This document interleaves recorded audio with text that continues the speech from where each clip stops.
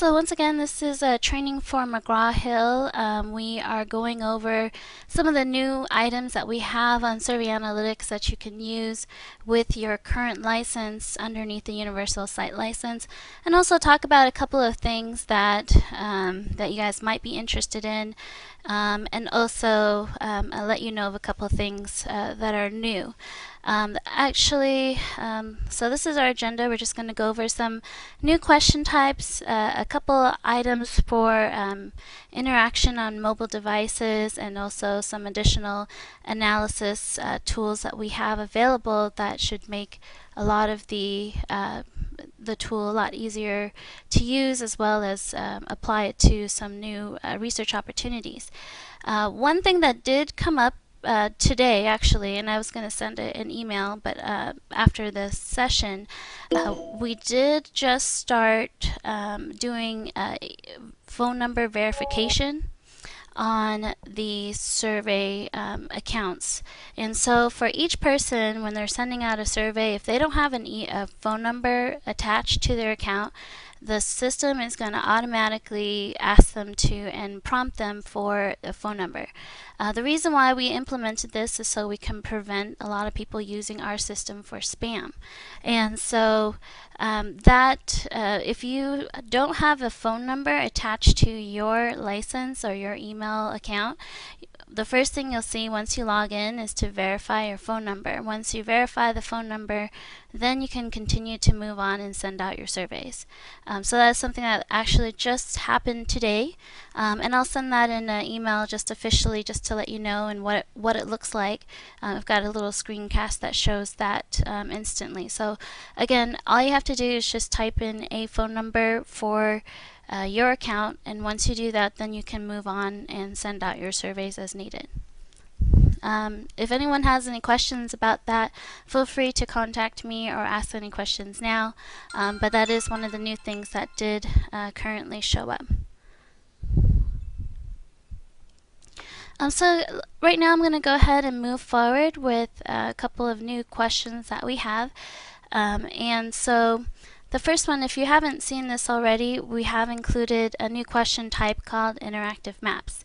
And basically, the interactive map, instead of having to show people a huge list of, what region or what area you're from, you can just click on a map, and you can use specific maps like a US map or a Europe map, Australia, wherever, to kind of pinpoint where they are. This allows you to have the respondent, increase the navigation of the usefulness of the survey. It's a lot more interactive, and quite frankly, it's a lot more aesthetically pleasing. I'm pointing this out. Oops, sorry. Could I interrupt you for a second? Sure. I just got an email from Karen that she's on the webinar, but she is not receiving any audio. Oh, she is not. Okay. Can she log out and log back in? I don't see her on this. I don't see her on the attendees list either. I'll ask her if she can log in, okay?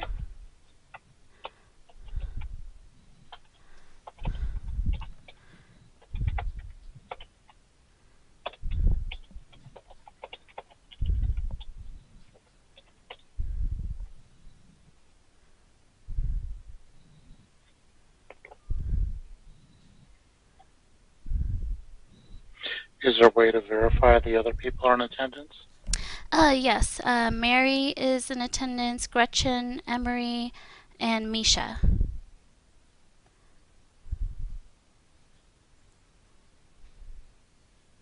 So we have 5 people from McGraw-Hill.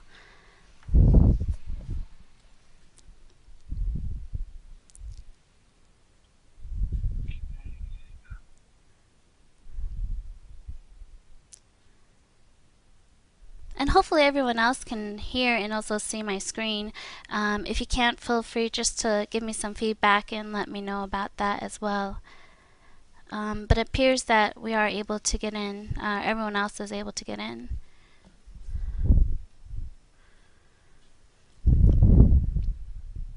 Can you maybe have people raise their hand or whatever to show that they're hearing everything okay?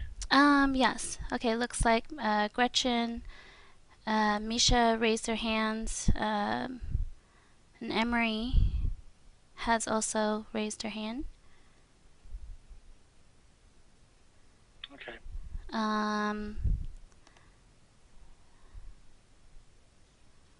Let's see here.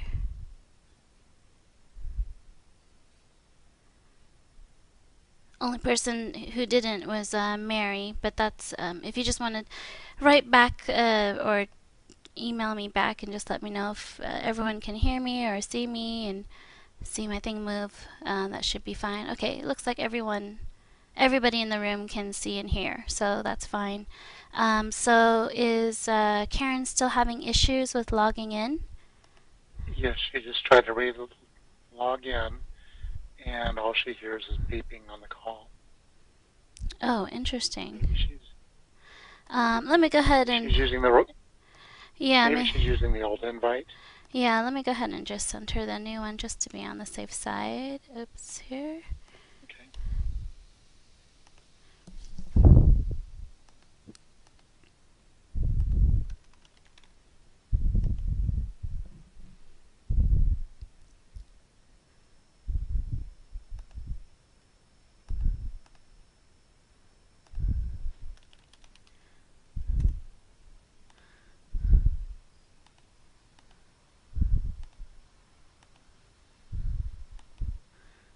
Okay, just 1 second here. It should be...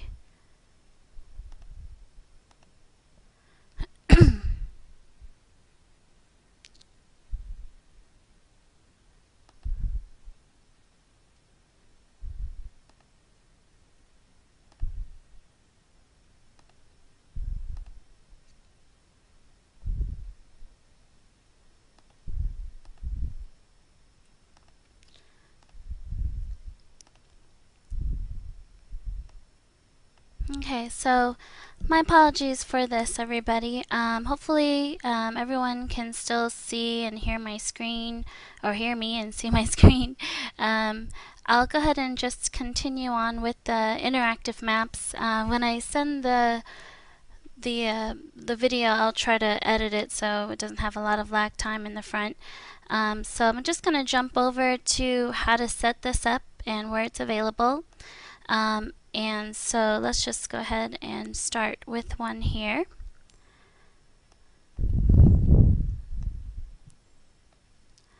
And so to set up the interactive map, you can see that it's underneath our add-on modules, and then just click on map or interactive map.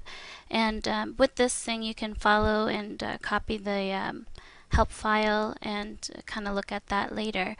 So click on add-on modules and then click on map and go to next, and here you'll be able to select which country or region you'd like to do the map from. So you can pick from United States to a world map. So if you want to just do like a world map and just add a question and say, you know, which area in the world are you from, you can add that inside there.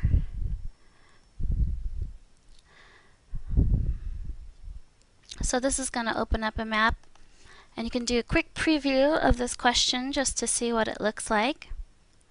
And it's just opening this up. And so the person, when they're taking the survey, oops, sorry about that.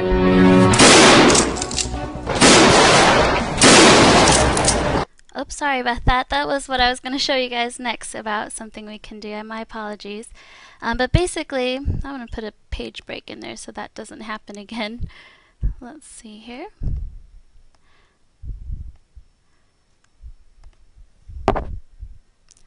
So once they have this, they can just go ahead and pick what part of the world they're from. So if they want to say they're from Australia, they can go ahead and continue on, and it'll move up here. And that will be added, and it'll be a part of your raw data. So instead of having to put a list in, you can just use one of these preset maps. If anyone has any questions about that, let me know. And if you are interested in a more in-depth map that might help McGraw-Hill, feel free to let me know about those as well. We'd be happy to see if we can integrate additional maps for you. So that's one of the things that we can definitely offer. Some other question types that we do offer as well is we've included a interactive slide or a slide graphical tool. So instead of people having to pick on a radio scale, they can slide back and forth on a scale. So this, again, gives a opportunity for people to really animate their survey and be a little bit more interactive with the respondents. And a lot of people really like to just kind of move their mouse back and forth while they're taking a survey. So we thought that was a good tool to include. And to set that up, that would also be underneath our standard question types where you see all of your other matrix questions. So that would be underneath scale graphical.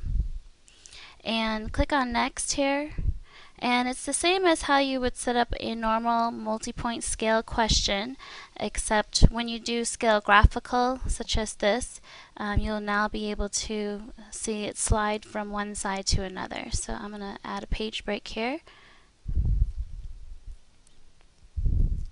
and do a preview. And so when someone takes a survey, they can move it across a line, and people will see where that will be on the line. So if they are kind of in between, they'll note and see that their answer is going to be neutral. If they move a little bit to the left, it'll be more unsatisfied, and so on and so forth. So once they stop on the line, they will stay right there. So, and then you can move on to the next one. And continue, and these points will be marked and you can analyze them the same as how you used to do a standard scale or rating question. So moving that forward.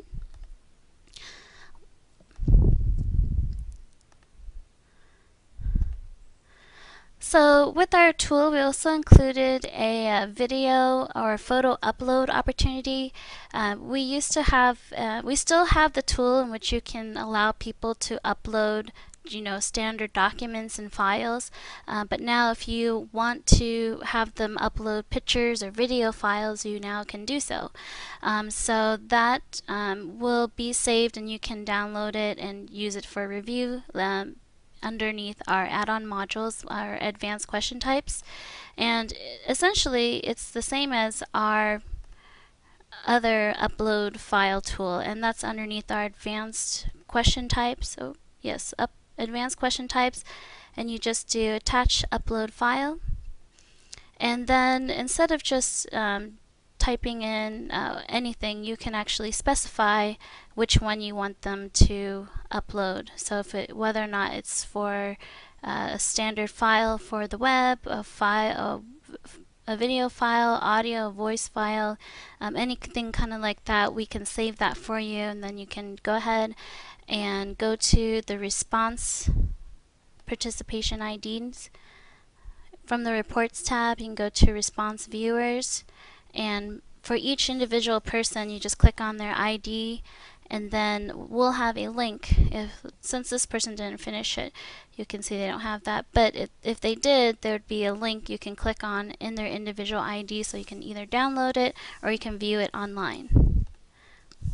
So those are one of the options. I'm not too sure if McGraw-Hill would use too much of that, but that might be interesting if you are working with people that need to do editing or would like to add a little bit more comments or issues, and they want to record it and send you just an open-ended recording. That would be fine.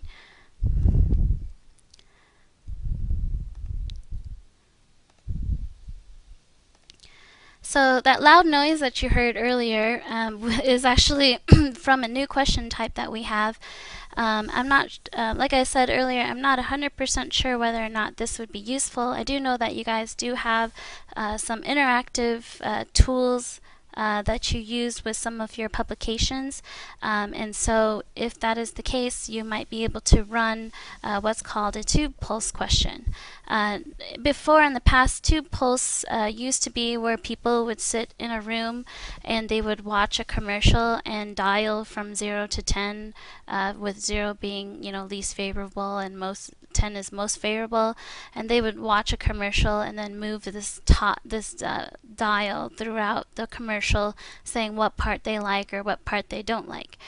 So this is a new tool that you can put in and allow people to add a video of any kind. I just have one of my favorite makeup artists on YouTube, and you can see below here that to add the question, it's fairly simple. That would be underneath our add-on modules. Once again, I'm just going to go kind of jump over inside here,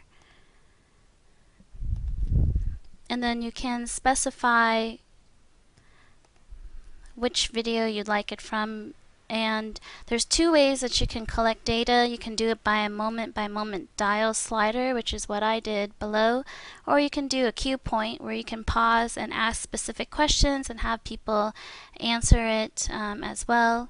If you are using our mobile application, you can do a live event where you can ask people while they're watching it, like on TV or something, or they're at a festival. You can just post questions out to them. So that is some of the new things that we have.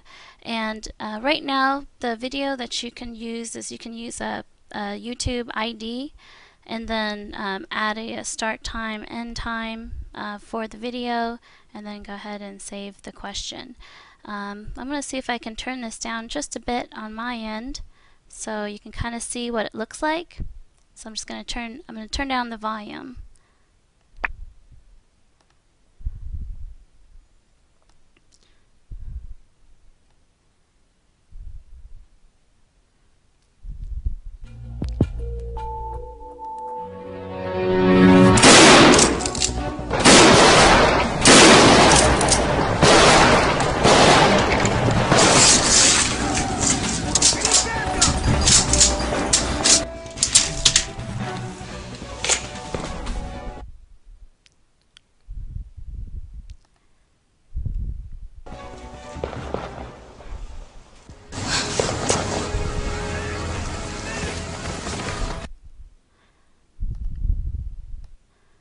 So as you saw there, what I did is I kind of slid back and forth and kind of rated, I put a thing there asking, what part of the video do I think is most believable or least believable. If you can believe it or not, she's actually trying to show you how to fix a broken lipstick. So it's kind of funny, I thought, to put that in there. But the way that we would save that information is that we would take the data, and across the people who are taking the survey, we would do an average based off of the seconds or number of minutes in the particular minutes of the video. So with all YouTube videos, they can't be more than 10 minutes long. And so you can look at those things. And once again, like I said earlier, you can also stop the video at certain points and cue them and ask particular questions. So that is a really fun question. I would recommend looking into and adding as well. So those are mainly the new questions that we have. I'm just going to open up a couple of other things that we are currently working on, but it's not currently available. We are working on a heat map tool, which will allow people to highlight particular parts of a picture of things that they like and don't like and kind of make comments on those. And so that is one of the things that we do have on there as well, that is coming down the tube. So those are some of the new question types that we've got. And I wanted to move on and just talk to you a little bit more about the mobile devices and applications that we have on Survey Analytics. I do have some people from McGraw-Hill that have come to us separately to do mobile research projects, and this is outside of the terms of the universal license. So if you want to explore opportunities to do a mobile project on Survey Swipe, or on Survey Pocket, please contact me and let me know. But we currently actually have people that have that are not a part of the initial thing. I could give you a list if you'd like, Ken, just to see who's on it. Maybe it might be something you guys would like to add on to your future mobile or universal license. But basically, it is available, so if you want to reach out to your clients in a new way, either through a mobile device to answer surveys and questions in a survey, or build your own platform or panel, or if you'd like to, go into universities and do some field projects, we do have Survey Pocket available as well. And for Survey Pocket, you can do a lot of offline research projects, so you don't have to be tethered to online connectivity to run field projects. So that is some of the things that we've got already, and it's really revolutionizing the way that we're capturing data for our clients, including some people from McGraw-Hill already. So that is just one of the things I wanted to kind of point out and say that these are available. It is not currently a part of the universal license, but if you'd like to explore it, it's something we can definitely talk about more. I do want to go over a couple of other things that, if you haven't already known, I know we kind of talked about it before, but the main administrators can now add and manage sub-accounts. So in the past, they used to have to contact me to open up an account, but now it's not the case. The main people can go in and manage their accounts. We are working on a couple issues where, when they are creating accounts, sometimes a invoice gets generated, such as the one that happened for Misha recently. And we are working on making sure that that does not happen in the future, and hopefully I'll get an update to when that's fixed in September. But currently, you can go ahead and add those in. And if you, like I said on here, if you're already been invoiced and you see something that's on there, please just send it to me and I'll cancel it, and it won't do anything because we've already established payment. Everything's already been taken care of, so you don't have to worry about that. So please keep that in mind. For the analysis side, we've added a couple of really interesting and really good tools for us to show you. A lot of the analytics and reports and opportunities that I've seen a lot of McGraw-Hill clients do is do a lot of repeat surveys, and not just in particular areas, but also different times, and they want to combine all of it together.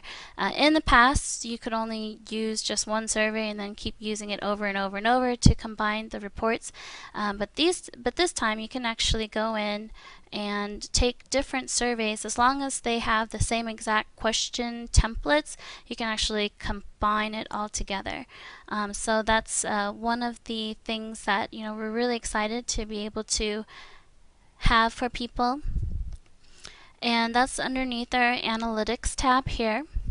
And all you have to do is pick the surveys that you'd like to combine together, and once you combine them together, you can run a consolidated report. So if you are finding that it's not coming together, or it doesn't have all of the tools or all of the question types from particular surveys, it's because the question types don't match. So they kind of have to match. Besides, they don't necessarily have to say the same thing, but this question templates do need to be the same, front to end, and also have the same number of questions in each survey in order to combine them together. So that is one of the really interesting tools that you can do. Another thing that we have here is you can also do an FTP sync or scheduling sync, in which you can go in, and if you're a main administrator and you want to know how many reports are being set out and how many are being scheduled, not just for yourself but for all the people that you're managing, we do have a tool that will allow you to kind of sync up all the scheduled reports and see what's been run, when it's scheduled to go out, and when it's been delivered. So this is just a quick screenshot of what that looks like. and that would be underneath our integrations tab here, and all I have to do is click on FTP Sync. I don't have anything in here currently, but if I did, it would show me, similar to the other one, that these particular accounts would have some certain things that they have done. So you can see who it's been delivered to, when it was delivered, what was the size, and what survey it's from, and everything as well. So as a main administrator, you can just kind of do a quick audit to see what kind of reports people are receiving, when they're receiving it as well.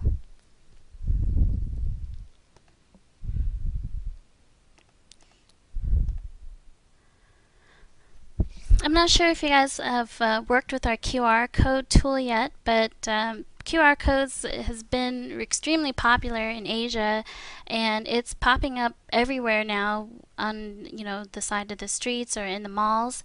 And now you can also use it in surveys, and you can use this QR code and add it to anything else. So one of the ideas I thought that might be a lot of fun for McGraw-Hill is to have a QR code, and if you have it in a promotional publishing table and you want people to take a survey and get a discount off of something, you can, instead of putting a flyer up with a link that people need to remember, all they have to do is just take a picture of that QR code. They can even use their smartphone, take the survey online after they take a picture of the QR code, and kind of move forward.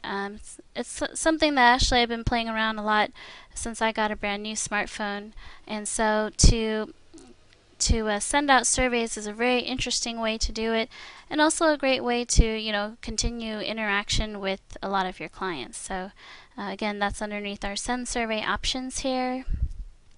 You can see here this is the phone verification, where you can go in and type in your phone number. Obviously, if I don't have a number, I can't send anything out.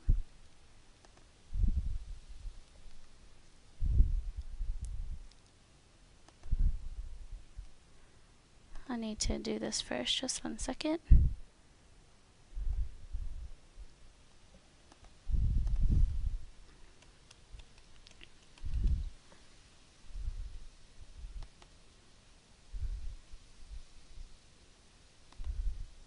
Okay, and so it would be underneath there. I guess I need to go in and talk to the guys and make sure I get my verification done as well. So that's interesting. Okay, so let's go ahead and move forward here. So we already talked about consolidating and combining our reports. Let's go ahead and jump over to Tag Clouds. This is one of the tools that we've included for qualitative research and open-ended comments. It is certainly something that a lot of the McGraw-Hill account holders have emailed me about and asked me about in the past. How do you use this? What is it for? So basically, the Tag Cloud just gives you a visual depiction of particular words that people are using. In this case here, I just have a snapshot. You can see that the word science is the most popular of the comments that are made in this particular Tag Cloud, followed by a couple of others. So I'm going to jump over to a older survey that has a little bit of data in it, so I can show you how that works. And this is currently available. You can all use this at any time. And it is a fun way to really analyze your data. And so here's an example. It's underneath Analytics, and then click on Tag Cloud, and it should open up here. Just a second. So I answered or asked a very simple question here. Where do you purchase chocolates most often? And you can download this and use it in your presentation, and you can see that particular words are larger than others. Obviously with this one, people are going to Fred Meyer's or anything with the word Meyer in it more often than none.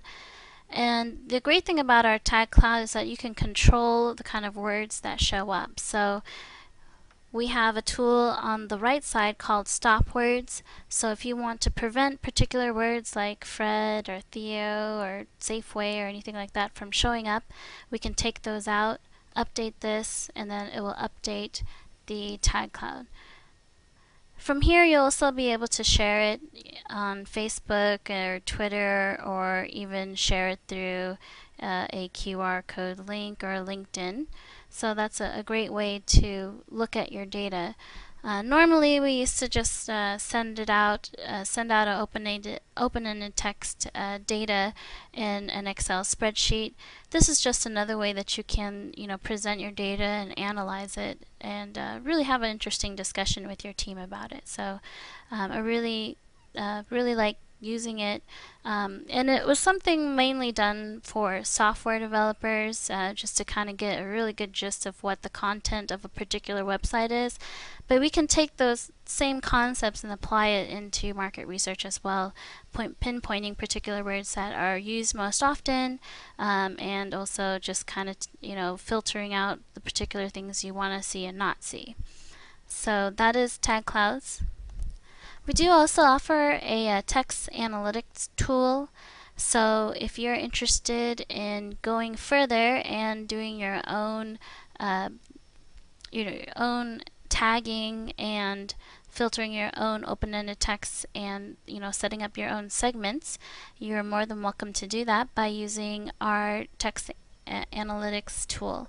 I'm sure I've shown this to a couple of people before, but I wanted to just do a quick preview of how easy it is to do. So this is the same question, which chocolates they purchase most often, or where do they purchase it most often. And you can just kind of run in and see, once you've tagged it on your own, you can see this is the breakdown, and then you can also share this as another way to present your open-ended data.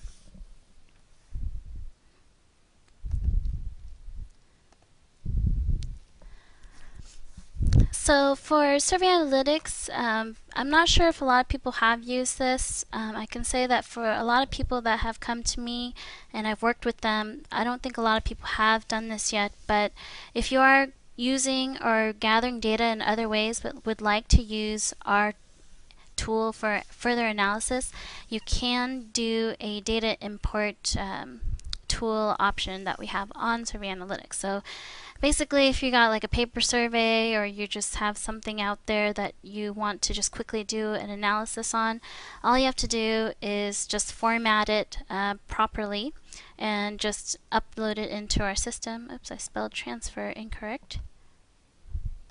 And then you can use the analytics tool and the reports as needed.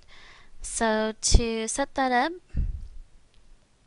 you can just go to integrations, and underneath our integration tool is the import data.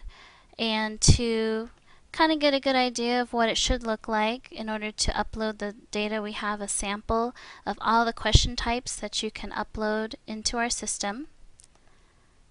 Oops, let me cancel that.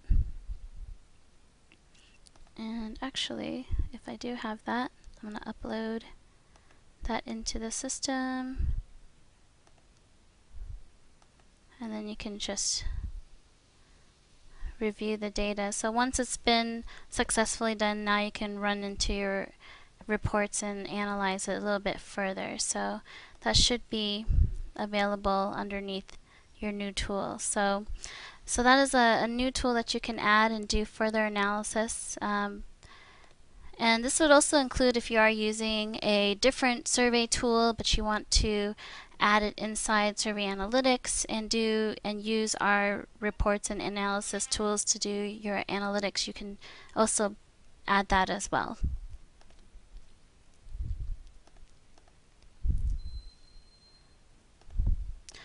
So those are just some of the basic things that we've included. I do want to open up the floor to anyone who has any particular questions about Survey Analytics, about some of the things that we have, about how we continue to want to serve the McGraw-Hill team, and see if there's anything I can do to continue to build on our current relationship. So if you have any particular questions or anything you want to bring up to me, you can either go ahead and type that inside here, or you can email me directly. I'd be more than happy to answer those questions as well. I don't know, Ken, do you have any feedback or anything, any questions or anything?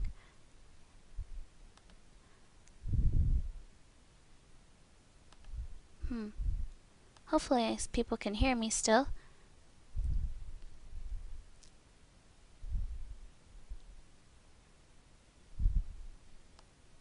Are you still there? Yes, I'm here. I was just wondering if I'd Okay. lost you there, so I was just checking. Yeah, I was just wanting to know if the features you've talked about today, are those described in writing someplace so people can refer to that as well? Or Yes, the PowerPoint that I have provided, I'm going to go ahead and send that to your team. Each thing that I talked about includes a help file that they can go in and click on. And actually what I'll do is I'll go in here and make this a live help file, so all they have to do is click on it and it'll open up the help page. okay. So yeah, each particular thing does have that. The one that doesn't have it is this one because it's brand new. We haven't even told other people about it, but I really wanted to share it with you guys, so because it's really neat. Um, so and if you want to learn more to see how you can use it in your tool, that would be great. Um, oh, I see a question from Karen. Oh, okay, perfect. All right, well, that's more of a comment, so that's good. Anything else?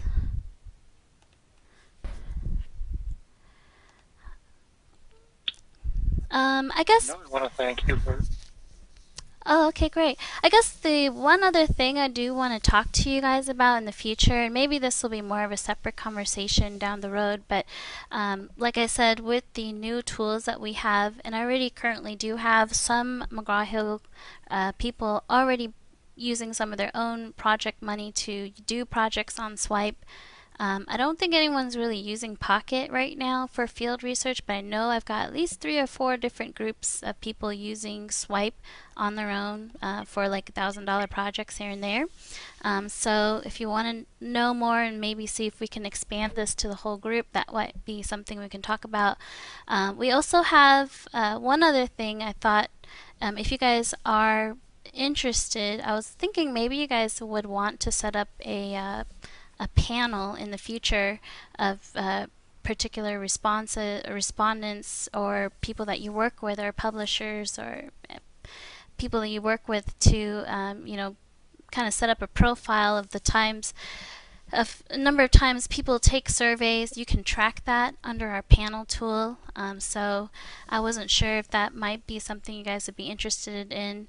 I didn't showcase it here because it isn't a part of your it's not a part of your current license, but if it is, something in the future, I definitely do want to bring that up because it is fully integrated with the rest of your tool.